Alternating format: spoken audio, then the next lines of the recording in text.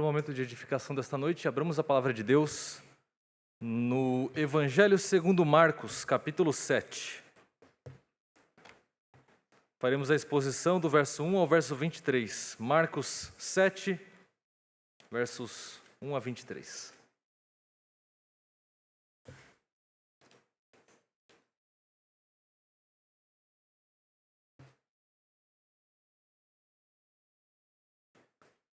Marcos 7, versos 1 a 23, ouça com atenção, com reverência, a leitura da inerrante palavra do nosso Deus.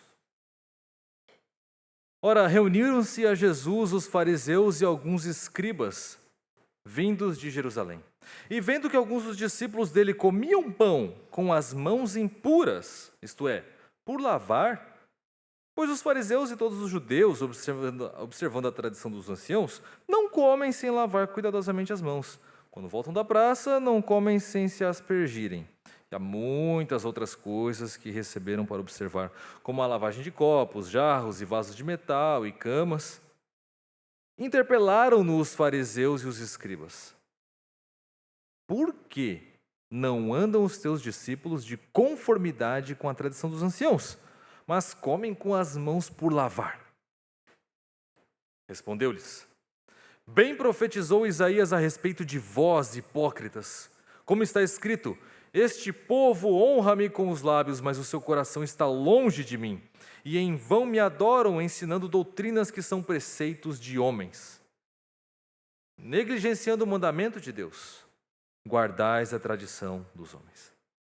E disse-lhes ainda: jeitosamente rejeitais o preceito de Deus para guardardes a vossa própria tradição. Pois Moisés disse: honra a teu pai e a tua mãe, e quem maldisser a seu pai ou a sua mãe, seja punido de morte. Vós, porém, dizeis: se algum homem disser a seu pai ou a sua mãe, aquilo que poderias aproveitar de mim é corbã, isto é, oferta para o Senhor, então o dispensais de fazer qualquer coisa em favor de seu pai ou de sua mãe, invalidando a palavra de Deus pela vossa própria tradição, que vós mesmos transmitistes, e fazeis muitas outras coisas semelhantes. Convocando ele de novo a multidão, disse-lhes: ouvi-me todos e entendei, nada há fora do homem que entrando nele o possa contaminar. Mas o que sai do homem é o que o contamina. Se alguém tem ouvidos para ouvir, ouça. Quando entrou em casa, deixando a multidão, os seus discípulos o interrogaram acerca da parábola. Então lhes disse: assim vós também não entendeis? Não compreendeis que tudo o que de fora entra no homem não o pode contaminar, porque não lhe entra no coração, mas no ventre, e sai para o lugar escuso. E assim considerou ele puros todos os alimentos. E dizia: o que sai do homem, isso é o que o contamina. Porque de dentro, do coração dos homens, é que procedem os maus desígnios, a prostituição, os furtos, os homicídios, os adultérios, a avareza, as malícias, o dolo, a lascívia, a inveja, a blasfêmia, a soberba, a loucura. Ora, todos estes males vêm de dentro e contaminam o homem. Até aqui a leitura da palavra de Deus. Oremos ao Senhor clamando pela iluminação do Espírito. Amado Deus, a Tua palavra foi lida, a Tua palavra que não falha, que não mente. Senhor, desvenda os nossos olhos para contemplar as maravilhas da Tua lei. Ensina-nos a Tua palavra. Crava em nós a Tua palavra, Senhor, para que sejamos convencidos nesta noite de que o problema do homem está no seu coração. E assim, Senhor, dá-nos um coração renovado na Tua presença, que guarda a Tua palavra para não pecar contra Ti. Oramos em nome de Cristo Jesus. Amém.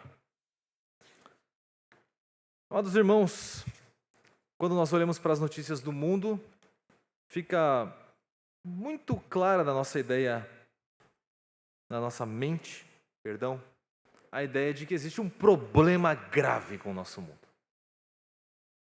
Nós lemos as manchetes: tiroteio no Alemão, jovem morre baleado durante assalto, guerra na Ucrânia, guerra no Oriente Médio, terrorismo, 3 homens invadem o bar e agridem uma mulher que reagiu ao assalto. A artista trans concorre ao Oscar de melhor atriz e várias outras coisas semelhantes a essas. E certamente vem à nossa mente, existe alguma coisa de errado com o nosso mundo. E de fato há muitas vozes que opinam acerca do que há de errado com o nosso mundo. Muitas opiniões do que é que acontece no nosso mundo que está errado. Tem um artigo da ONU que diz que o desafio-chave dos nossos dias é acabar com a fome para melhorar nosso mundo. E de fato a ONU tem as ODS, que são os Objetivos de Desenvolvimento Sustentável, e o primeiro deles é erradicar a pobreza. Nosso atual presidente disse no janeiro do ano passado que investir em educação e em cultura é a gente salvar uma cidade, um estado e um país. Na verdade, de fato, em época de eleição tem muito candidato. Vem até nós com o slogan de que ele irá salvar o Brasil. Tem um artigo do jornal El País que diz exatamente o seguinte: no bem e no mal, a sociedade composta por esse grande caleidoscópio humano é tudo o que somos. E ela é que fará que o país siga adiante. E nessa linha existe a célebre frase, atribuída a Caio Graco, atribuída a Mário Quintana, que diz que os livros não mudam o mundo. Quem muda o mundo são as pessoas. Os livros só mudam as pessoas. Várias opiniões. Afinal, quem deles está correto? Será que é isso mesmo que está de errado? Será que este é o problema do mundo? Será que o problema do mundo é a fome, a miséria, a falta de educação, o governo atual, a falta de leitura ou a desunião da sociedade? Não negamos que talvez esses sejam problemas, e até problemas sérios, que nos aflijam dia a dia. Mas talvez eles sejam meros sintomas. Sintomas do verdadeiro problema. Não podemos negociar, ou melhor, negligenciar a compreensão do verdadeiro problema. Existe uma máxima na área da saúde que diz: um tratamento correto depende de um diagnóstico correto, de um diagnóstico preciso. Se o nosso diagnóstico do verdadeiro problema do mundo for errado, nós iremos buscar a solução errada. Precisamos encontrar o verdadeiro problema para buscar a verdadeira solução. E isso não vale só para o mundo. Isso vale para a nossa vida. Qual é o problema que nós enfrentamos? Ou melhor, qual é o verdadeiro problema que nós enfrentamos na nossa relação com nossos filhos, com nossos pais, com nosso cônjuge? Qual é o verdadeiro problema que você enfrenta na sua escola, na sua universidade, no seu trabalho, com a sua vizinhança? Qual é o verdadeiro problema quando nos deparamos com desobediência, palavras duras, palavras tolas, maledicência, brigas, discussões, imoralidades, desejos maliciosos, roubos, invejas, avareza, mentira, orgulho? Será que o verdadeiro problema que une todas essas coisas é a fome? Será que é a pobreza? Será que é a falta de educação? Será que é o governo atual? Será que é a falta de leitura ou será que é a desunião da sociedade? Se o nosso diagnóstico do problema que enfrentamos for incorreto, nós buscaremos a solução incorreta. Precisamos diagnosticar corretamente o verdadeiro problema do mundo e nosso para que busquemos a verdadeira solução. Neste texto, Jesus apresenta o real problema do homem. O real problema do homem é o problema de onde todos os demais problemas advêm. Nós costumamos olhar para as aparências, mas Deus sonda o coração. Jesus é Deus. Jesus sonda o coração. E assim, Ele nos conduz a sondar este algo mais profundo, que é o coração, o centro da personalidade, o homem interior, o lugar de onde provém todos os seus sentimentos, as suas emoções, as suas vontades, os seus propósitos, os seus pensamentos, os intentos, tudo aquilo que existe dentro de você provém deste centro que é o coração. E por isso, o título do sermão desta noite é: o problema está no coração. O problema está no coração.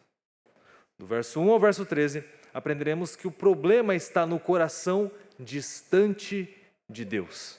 E do verso 14 ao 23, aprenderemos que o problema está no coração cheio de maus desígnios. O problema está no coração. E assim, então, em primeiro lugar, vemos que o problema está no coração diante de Deus. O verso 1 descreve que reuniram-se a Jesus fariseus e alguns escribas. A palavra fariseu significa distinto, significa separado, significa alguém que era membro de um partido judaico que se opunha aos simpatizantes do helenismo, que se impunha aos simpatizantes da influência dos gregos sobre o judaísmo.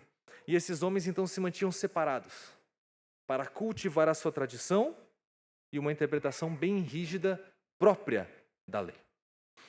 Os escribas, a palavra escriba na verdade significa uma gama de coisas e denota alguém que era versado nos escritos antigos, um estudioso e um copista desses antigos por muitas vezes. Mas no Novo Testamento eles eram autoridades da lei. Eram mestres da lei, homens com autoridade para interpretar a lei e para ensinar o povo os escritos sagrados antigos. Estes homens, todos eles conhecedores da lei, reúnem-se a Jesus. Mas a reunião não era para adorar a Jesus, e muito menos para aprender de Jesus ou ouvir de Jesus. A reunião, fica claro nesse texto, é uma reunião para testar a Jesus, para examinar a Jesus. É uma comitiva que, vindo de Jerusalém, chega até Jesus para examinar o seu comportamento dos seus discípulos, e logo percebe que tem problema ali. Os discípulos comem sem lavar as mãos, e aí eles interpelam o mestre. Eles já haviam feito isso em Marcos 3. Eles fazem isso de novo. A última menção de fariseus em Marcos é no capítulo 3. Eles foram lá para testar a Jesus. E agora no capítulo 7 de novo, a mesma coisa. É isso que eles fazem com Jesus. Eles querem testar. Eles não querem aprender, não querem ouvir. Querem testar. E testando agora, a pergunta deles é a seguinte: por que não andam os teus discípulos de conformidade com a tradição dos anciãos, mas comem com as mãos por lavar? Marcos reserva os versos 3 e 4 para explicar por que eles fizeram essa pergunta. A resposta é porque os fariseus e escribas tinham uma tradição legada pelos anciãos, pelos presbíteros, pelos homens antigos do povo. E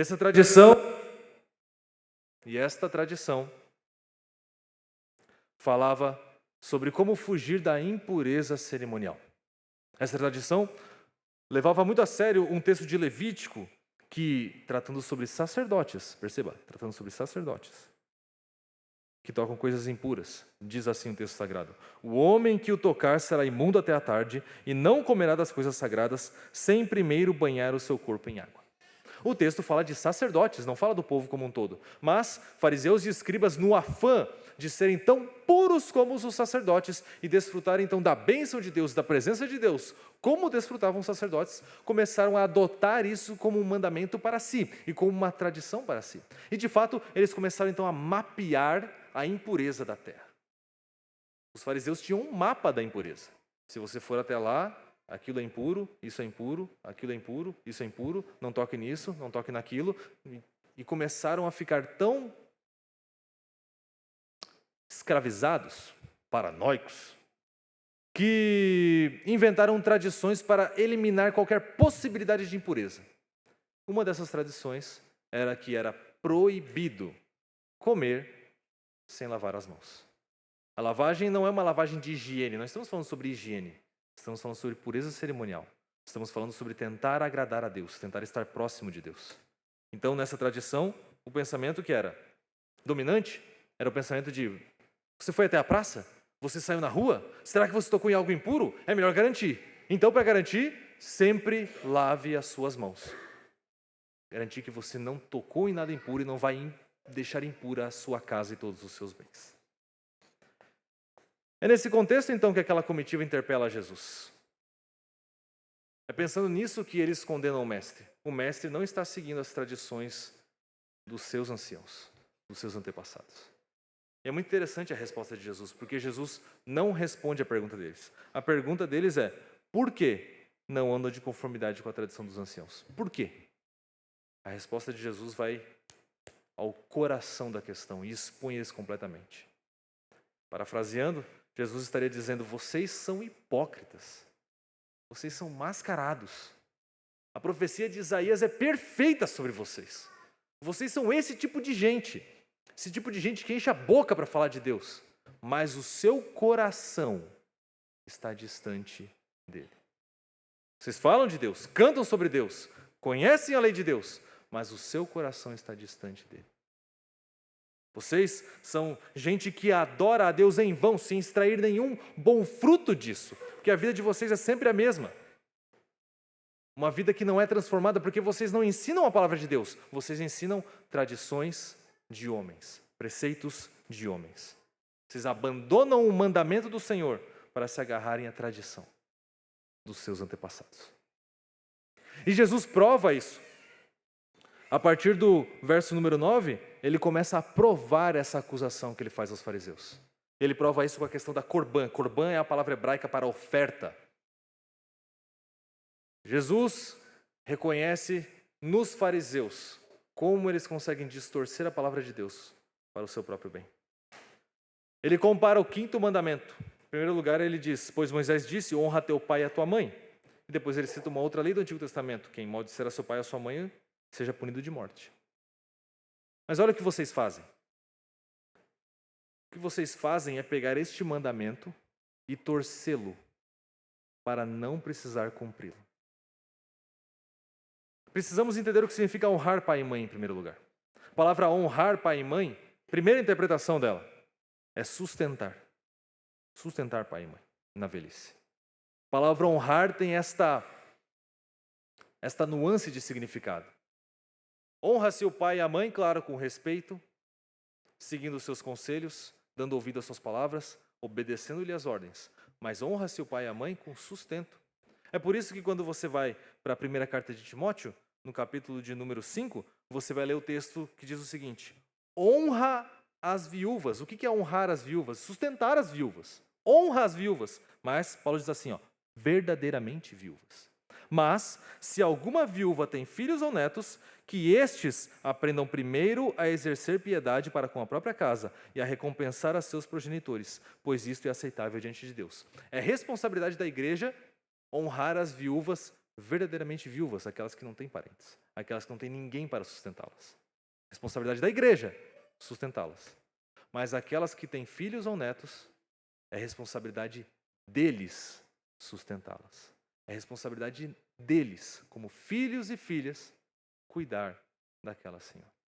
Os fariseus sabiam disso. Existe uma longa tradição de interpretação do quinto mandamento que fala sobre isso, inclusive ela chega até aos nossos símbolos de fé, o nosso catecismo maior fala sobre isso. Sustento dos pais. Aí, é lógico que eles não gostavam disso. Como é que eles contornavam esse 5º mandamento para não sustentar os pais? Eles pegavam tudo aquilo que eles tinham e faziam um voto. Tudo o que eu tenho é corbã. Tudo o que eu tenho é do Senhor, é oferta ao Senhor. Nada mais me pertence. Meus bens não me pertencem, minhas terras não me pertencem, tudo é do Senhor. Eu faço este voto diante do Senhor. E na tradição dos homens, o voto ao Senhor é mais importante do que qualquer outra coisa. Você não pode jamais mentir ao Senhor. E se eles consagram tudo o que tem ao Senhor, eles não podem mais se desfazer daquilo.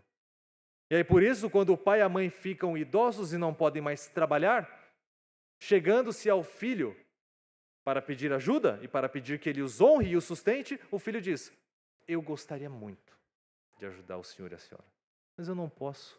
Sabe por quê? Porque eu fiz um voto a Deus. Tudo que eu tenho é de Deus. Eu não posso mais tirar nada e dar para vocês. É por isso que Jesus fala, jeitosamente, é um jeito, Jesus está usando uma ironia aqui, é um jeito belíssimo que vocês inventaram para poder deturpar e rejeitar o mandamento de Deus para seguir a sua tradição. Vocês conseguiram achar um jeito de uma forma santa, pura, descumprir o 5º mandamento. Jesus prova a sua afirmação de que eles eram homens hipócritas que tinham um coração distante do Senhor. Eles olhavam para a letra da lei com um coração distante do Senhor. E por isso eles não seguiam o espírito da lei. Eles não entendiam o que Deus quis com a lei. Eles conseguiam invertê-la para o seu próprio proveito. Escreve o pastor Daniel Doriani, eu gostaria de citar porque esta frase é dele e é magnífica. É exatamente isso. A tradição olha para a letra da lei e frequentemente busca maneiras de manipulá-la. Ela ignora o espírito da lei e as pessoas a quem a lei protege e se dirige. A tradição olha para as mãos. A lei de Deus examina o coração. Aqueles homens não tinham um coração diante do Senhor e por isso não examinavam o seu coração com a lei do Senhor. Eles olhavam apenas para as mãos. Então, o que a palavra de Deus está nos ensinando neste primeiro momento é que a hipocrisia é o pecado de quem tem o coração distante de Deus. Limpeza exterior sem limpeza interior não serve de nada. Não adianta. Não adianta você ter fotos bonitas no Instagram, status bonitos no WhatsApp, sempre postar um versículo, sempre postar alguma coisa referente ao Senhor, encher a sua boca para falar de Deus, aparecer nos cultos, ter uma aparência de piedade e sabedoria na igreja. Se de fato o seu coração está distante de Deus. Não adianta nada. Nenhuma dessas obras te fará ser aceito pelo Senhor. Nenhuma delas. Absolutamente nenhuma. Não importa que você seja presbiteriano de presbiterianos, nascido na igreja, um defensor da tradição presbiteriana, tenha sido presidente da UCP, da UPA, da UMP, da SAF, da UPH, esteja com a ficha criminal limpa. Nada disso vai te resultar nenhum fruto se o seu coração estiver distante do Senhor. Se o seu coração está distante do Senhor, mais dia menos dia, a hipocrisia, a máscara cairá, a hipocrisia será manifestada. E assim a palavra de Deus nos ensina que não somente são hipócritas aqueles que têm um procedimento correto, mas um coração distante do Senhor, mas ela também ensina que aqueles que têm um coração distante do Senhor deturparão a sua lei para o seu próprio benefício. É isso que os fariseus faziam, para não cumprir o 5º mandamento. É isso que os teólogos da prosperidade fazem, para te provar na Bíblia, de que se você der 100, Deus vai dar 1.000, e se você der 1.000, Deus vai dar 10.000. É isso que os teólogos coach dos nossos dias fazem, para falar para você como você tem valor diante de Deus e como ele seria injusto se não te amasse. É isso que os teólogos feministas fazem no nosso dia, para defender as suas pautas e agendas. É isso que os teólogos preguiçosos fazem nos nossos dias, para justificar a sua preguiça, dizendo que estão descansando no Senhor.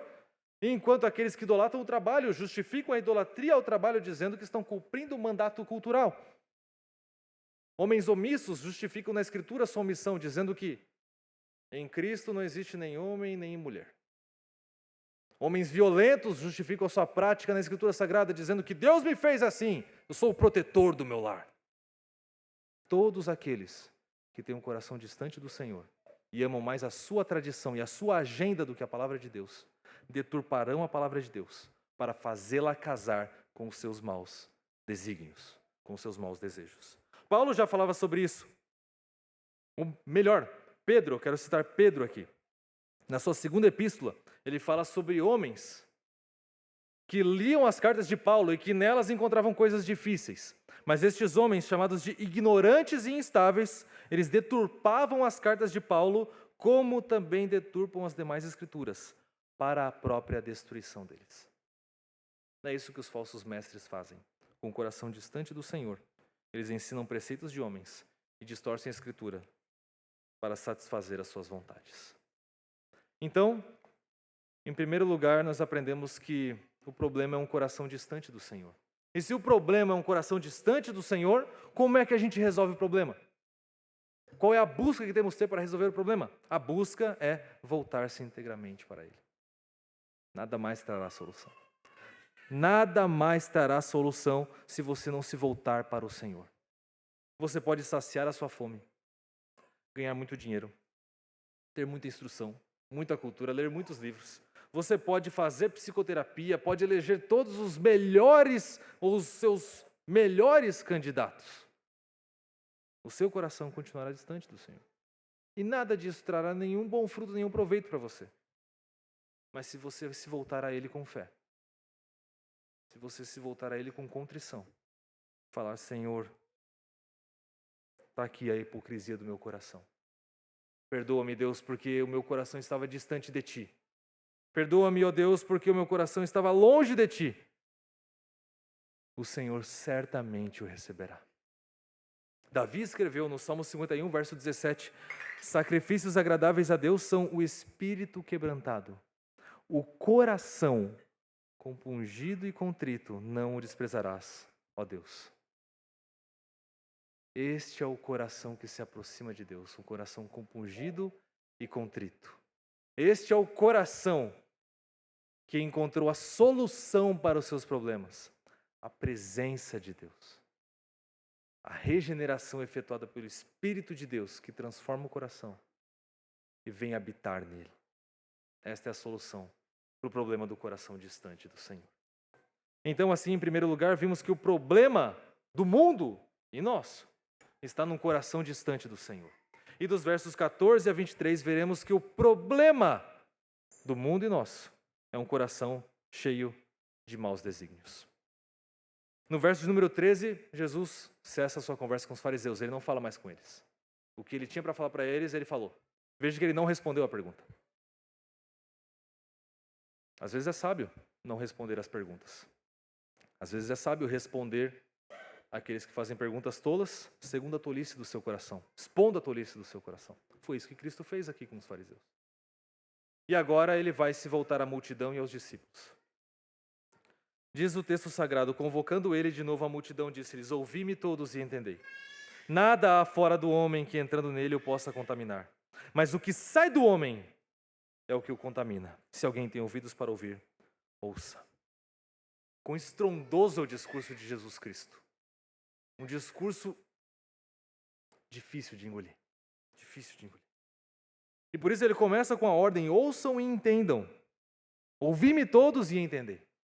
Eles estavam prestes a ouvir algo que talvez eles nunca tinham ouvido antes. Eles estavam prestes a ser confrontados com algo que inverteria o seu mundo de cabeça para baixo. E eles precisam ouvir e entender de uma vez por todas que o homem não é contaminado pelo que vem de fora, mas é contaminado pelo que vem de dentro.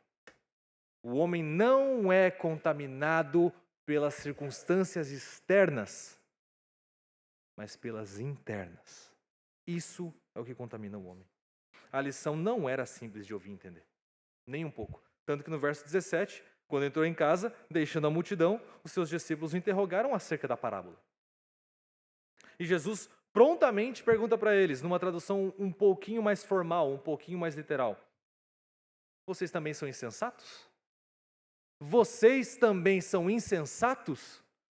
Vocês também são tolos? Ignorantes? Essa foi a pergunta de Jesus. Usando uma palavra que Paulo usa lá em Romanos, para descrever aqueles que, tendo conhecimento de Deus, não o glorificaram como Deus, obscurecendo-lhes o coração insensato. E de fato, o coração é um problema recorrente aqui em Marcos. Em Marcos 3, quando os fariseus foram interpelar a Jesus, o texto sagrado diz no verso 5 que eles tinham o coração endurecido. No capítulo imediatamente anterior ao da nossa exposição, no capítulo 6, no verso 52, se a sua Bíblia está aberta, você consegue ler ali. Os discípulos não haviam compreendido o milagre dos pães, antes o seu coração estava endurecido. E se você virar a página e for para o capítulo de número 8, você vai ver novamente no verso de número 17, que eles discorriam entre si, porque não tinham pão. E Jesus, percebendo, lhes perguntou: por que discorreis sobre o não terdes pão? Ainda não considerastes, nem compreendestes? Tendes o coração endurecido? Os capítulos 6, 7 e 8. O coração endurecido é tratado por Jesus. Então os discípulos agora são confrontados. Será que eles estão com o coração endurecido? Será que eles não entendem aquilo que Jesus fala? E Cristo então explica. Diz o verso sagrado, o texto sagrado do verso 18 ao 23. Não compreendeis que tudo o que de fora entra no homem não o pode contaminar, porque não lhe entra no coração, mas no ventre e sai para lugar escuso? E assim considerou ele puros todos os alimentos. E dizia: o que sai do homem, isso é o que contamina. Porque de dentro do coração dos homens é que procedem os maus desígnios, a prostituição, os furtos, homicídios, adultérios, avareza, malícias, dolo, lascívia, inveja, blasfêmia, soberba, a loucura. Ora, todos estes males vêm de dentro e contaminam o homem. O raciocínio é muito simples. O que contamina o homem é o que está no coração. O que contamina o homem é o que está no coração. Não é o que entra pela boca, porque o que entra pela boca não entra no coração. Então não pode contaminar. Jesus diz, aquilo que entra pela boca vai para o ventre e depois sai em lugar escuso, sai para a latrina, sai para o dejeto. Não contamina. O que contamina é o que está dentro. Contaminação não está em mãos impuras. Contaminação não está em jarros impuros, em talheres impuros, em vasos impuros. O coração, que é de onde procedem as fontes da vida, é ele quem determina a purificação ou contaminação. A sua purificação ou contaminação é determinada pelo estado do seu coração. Cristo então prova a sua afirmação ao afirmar que é de dentro do coração das pessoas que procedem os maus desígnios. A melhor maneira de ler o verso 21 é assim. Porque de dentro do coração dos homens é que procedem os maus desígnios. 2 pontos. Jesus enumera 12 maus desígnios. Maus desígnios é o termo que Jesus Cristo usa para definir tudo aquilo que contamina você. Maus desígnios são maus intentos, más intenções, maus planos do coração pecaminoso. Jesus enumera 12. São eles que contaminam você. Não comer comidas impuras. Pensa numa lição difícil daquele povo entender. Para nós parece que é muito simples. É uma coisa tão simples. Poxa vida, claro de entender. Eles não entendiam. Tanto que Marcos faz questão de, no verso 19, explicar que assim Jesus considerou puros todos os alimentos. E mesmo assim eles não entendiam. Mesmo assim eles não entendiam. A gente percebe então que Jesus está explicando para eles: eu sou o Messias. Eu sou Deus encarnado que vim para cumprir a lei e assim eu tenho poder para abolir a lei cerimonial. Jesus, como perfeito sacerdote e como perfeito sacrifício, cumpre todas as leis relacionadas ao sacerdócio e ao sacrifício. E por isso, todas elas estão abolidas. É assim que nossos símbolos de fé falam sobre a lei cerimonial. Todas estão abolidas. 100%.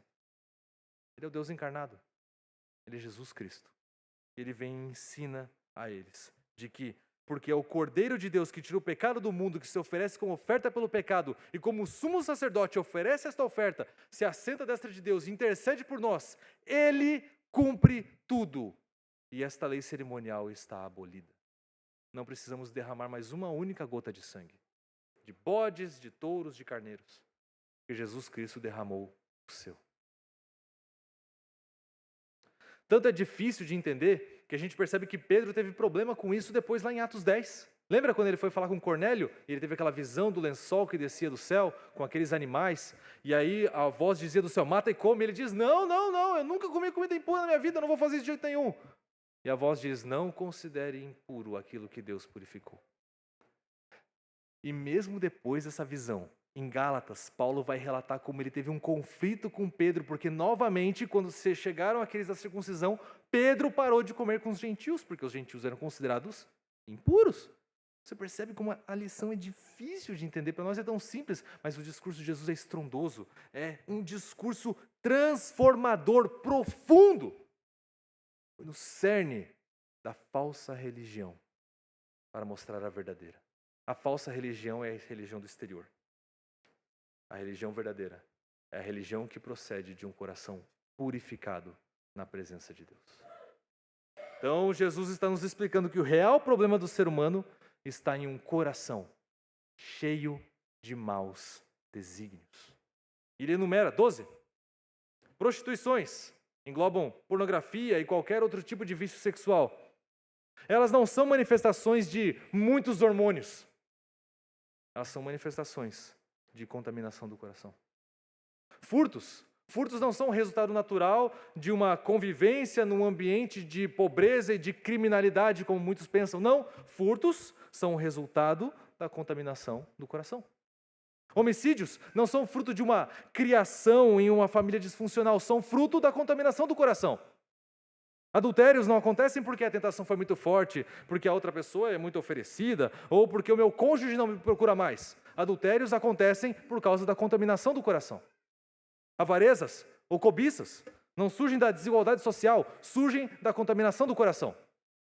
Malícias ou maldades não acontecem porque nunca se teve um bom exemplo dentro de casa. Acontecem porque existe contaminação dentro do coração. Lascívia, um comportamento sensual e inadequado, não é fruto da falta de uma referência masculina em casa, é fruto da falta de purificação da contaminação do coração. A inveja não está presente na vida de alguém porque ela tem trauma das coisas que não recebeu quando era criança. Ela está presente na vida de alguém porque existe contaminação no coração. Blasfêmia, palavras de ódio contra Deus e contra as pessoas, não são daqueles que nunca receberam palavras de afirmação na vida, são daqueles que têm contaminação no coração. Soberba e orgulho não são, aspas, sentimentos oriundos de conflitos internos originados na infância ou de experiências traumáticas em outros momentos de vida. Soberba é oriunda da contaminação do coração. E por fim, a loucura, uma palavra grega que denota a completa falta de sensibilidade moral, não designa ou não é a evidência de alguém acometido de alguma espécie de transtorno de personalidade esquizotípico, antissocial ou narcisístico. A loucura é a evidência de alguém que possui um padrão comportamental consistente, contumaz, perseverante, que flui da contaminação do coração. O discurso de Jesus é estrondoso, profundo, transformador, não só para eles, para a nossa sociedade hoje também. O discurso de Jesus acabou com todas as desculpas que nós inventamos para o pecado, porque a contaminação não vem de fora. Nada do que fazemos vem de fora. Nada do nosso comportamento é culpa dos outros ou das circunstâncias em que vivemos e muito menos da sociedade. A culpa é nossa. A culpa é de um coração distante do Senhor e cheio de maus desígnios. E como nós falamos hoje de manhã, a compreensão disso muda. Muda a nossa forma de lidar com as pessoas.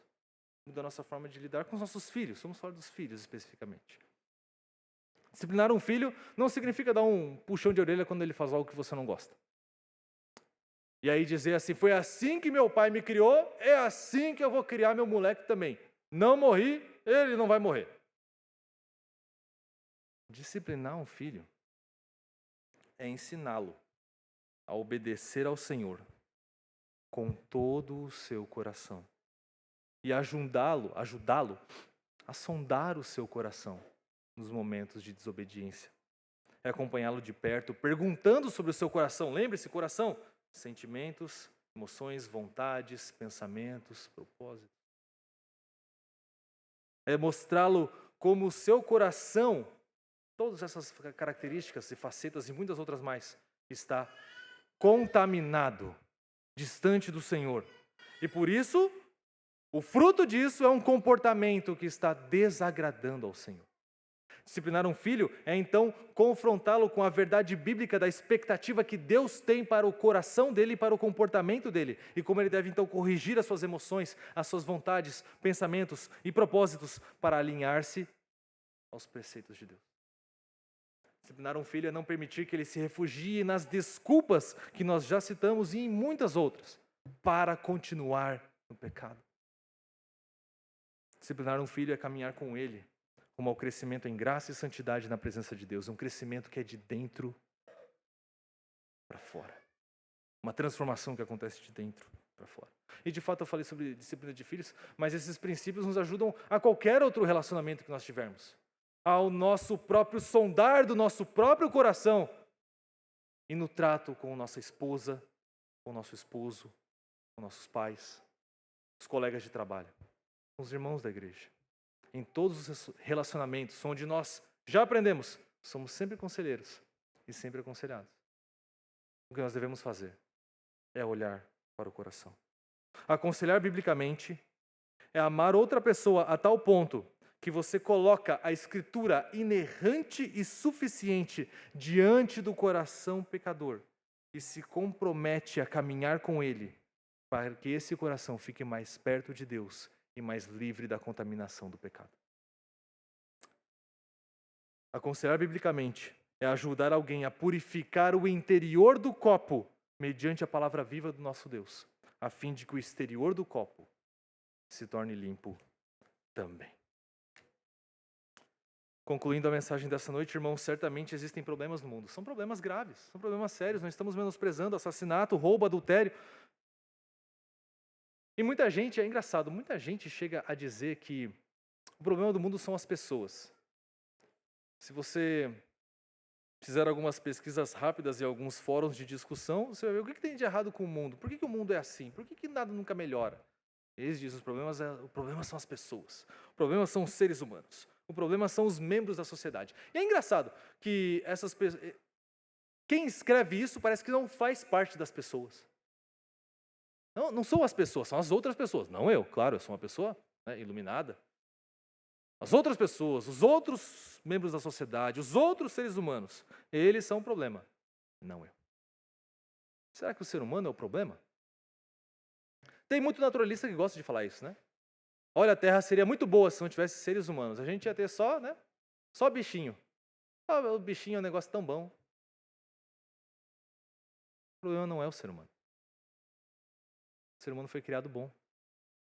O ser humano foi criado para ser vice-regente de Deus e para habitar na presença de Deus, para representá-lo nesta terra e dominar sobre ela com amor, como Deus o teria feito, e para fazê-la desenvolver e glorificar ainda mais a Deus. O problema é que este ser humano foi criado com livre arbítrio. E assim, no jardim com livre arbítrio, ele escolheu perder o seu coração. Ele escolheu perder a vida. E escolheu perder o livre-arbítrio.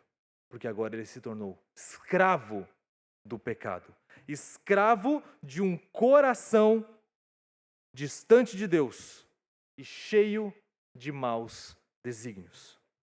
Neste coração, o centro da personalidade humana, agora caído pelo pecado, idólatra, rebelde, indomável, neste coração é onde reside o problema do mundo e o nosso. E se o problema está no coração, onde está a solução? Não está em acabar com a fome, acabar com a miséria não resolve, educação não resolve, emprego não resolve, dinheiro não resolve, terapia não resolve, livros não resolve, instrução não resolve, um novo governo não resolve, a sociedade unida em prol do bem não resolve. Se o problema é o coração, somente a purificação no sangue de Cristo Jesus pode resolver. A solução está em obter perdão, reconciliação e pureza no sangue de Cristo, é o hino que nós cantamos. A solução está numa nova criação. A solução de todos os males do mundo é Cristo, transformando corações para que eles não fiquem mais distantes de Deus e nem contaminados com maus desígnios. A solução de todos os males do mundo é a nova criação, efetuada soberanamente por Deus na pessoa do Espírito do Senhor Jesus Cristo, no coração que andou desgarrado, no coração distante. A solução de todos os males é Cristo, nosso cabeça pactual, Deus bendito, adorado e magnificado pelos séculos dos séculos. Amém. Assim, meus irmãos, em resposta a este sermão, vamos orar a Deus, clamando para que nós sempre tenhamos em nossa mente de que o problema está no coração e de que busquemos nele a solução para os problemas do nosso coração. Vamos orar e após a oração entoaremos o Amém Tríplice. Amado e poderoso Deus, nós te louvamos pela tua palavra. A tua palavra que nos ensina que o problema não está fora de nós e que a solução não está dentro de nós. O problema está dentro de nós, nosso coração, por vezes distante de ti, por vezes cheios de maus desígnios. E a solução está fora de nós, em ti, o Senhor da terra e dos céus, o Senhor de toda graça e misericórdia, que jamais despreza um coração compungido e contrito. O Deus de toda graça e misericórdia, que jamais joga fora todo aquele que o procura. Tu, ó Deus, que poderias ter condenado toda a humanidade e ainda assim serias louvado pelos anjos como Deus justo e bendito eternamente. Escolheste ter misericórdia de nós e enviar Cristo Jesus para viver por nós e morrer por nós e ressuscitar por nós, de tal maneira que ascendesse aos céus e enviasse o seu Espírito Santo para em nós habitar, a fim de reconciliar o nosso coração e de purificá-lo dos seus maus desígnios. Como tu és maravilhoso, Deus. Como tu és Deus bendito e misericordioso, louvado pelos séculos dos séculos.